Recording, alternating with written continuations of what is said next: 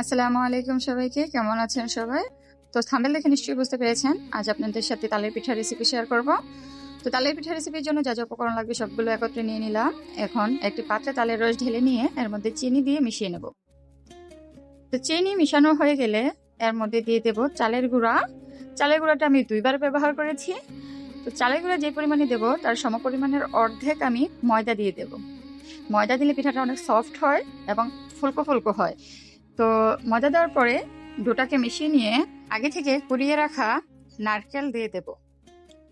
নারকেলটা আমি বেশ অনেকখানি ব্যবহার করবো। এর মধ্যে যে কোনো পিঠার মধ্যে নারকেলের পরিমাণ বেশি হলে খেতে অনেক বেশি ভালো লাগে।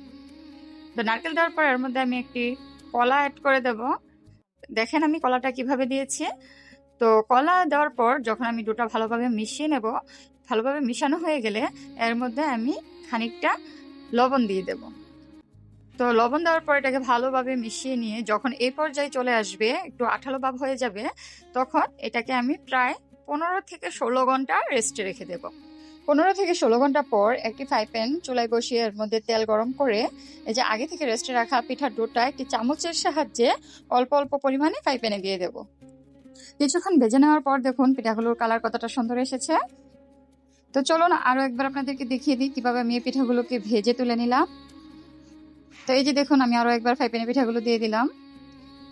আপনারাও যদি এই পদ্ধতি অনুসরণ করে তালের পিঠা বানান তাহলে আশা করছি আপনাদেরও প্রথমবার চেষ্টাতেই 100% পারফেক্ট হবে।